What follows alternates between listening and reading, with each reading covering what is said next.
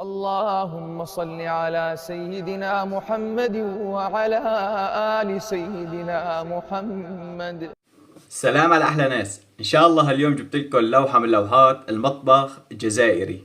راح نسويها سوا ونجرب طعمته ونشوف كيف. أنا أول مرة طبعا بجرب أكلة جزائرية، والله قبل ولا مرة ما جربت الأكل الجزائري، أول مرة راح أجربه وإن شاء الله راح تعجبنا وراح تنال إعجابكم طبعا، واللي هي شطيطها بالدجاج. إن شاء الله راح تنال إعجابكم كتير. بداية بدنا نص كاسة من الزيت النباتي، وبنضيف عليها معلقة سمنة صغيرة، يعني بننزل هالقدر ما بنكتر كتير. هاي طبعا اختيارية، اللي بحب يضيفها يضيفها، اللي ما بحب ما بضيفها.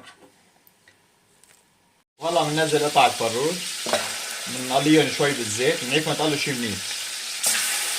طبعا القطع اللي عندي فخد، كلهم فخد.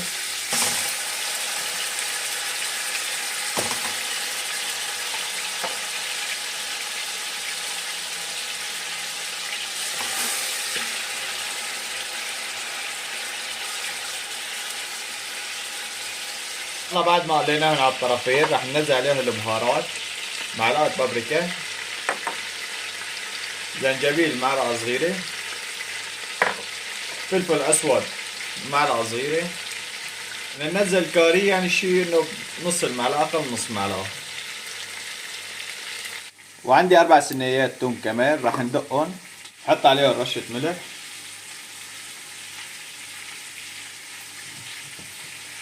وندقهم. وهلا بنزل التومات اللي هرسناهم،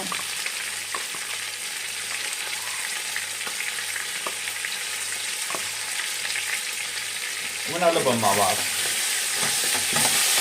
وبنضيف عليهم الحمص،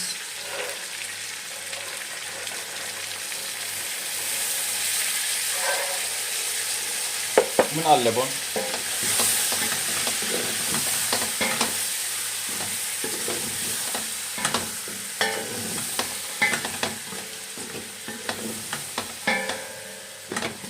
بنعيب شوي الحمص ليتقلى كمان. عندي هون ما يقارب 400 ملي من المي، راح انزل عليهم معلقة دبس بندورة طبعا، معجون الطماطم اكثر البردين بتقله، راح انزل عليهم كمان نص معلقة واحركهم سوا، ادوبهم بالمي.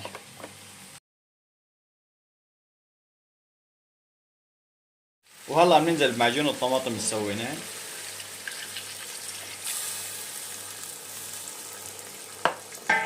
وبنحركهم مع بعض.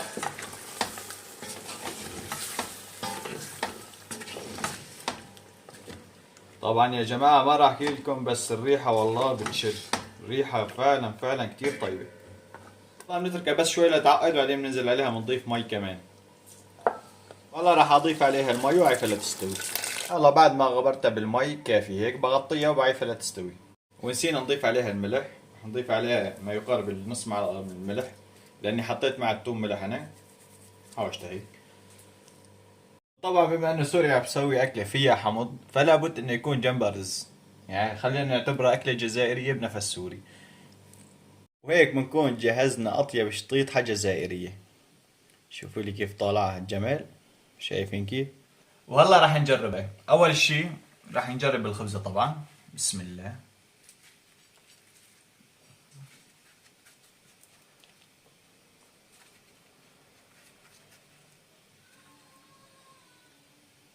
شوفوا لي هيك على هاللومه يا غوالي، والله شي بشهي. بسم الله.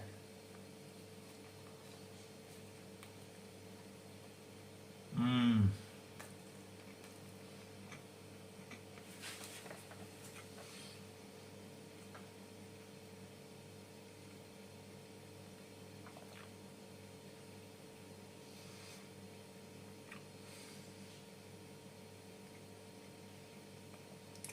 والله بدون اي مبالغه، أكلة بالفعل لوحة من لوحات المطبخ الجزائري، كتير طيبة مميزة، كتير كتير.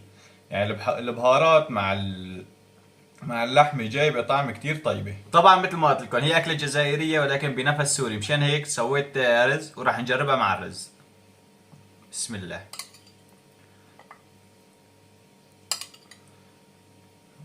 خلطها هيك شوي، شوفوا لي بالله عليكم على اللقمة هاي. بسم الله.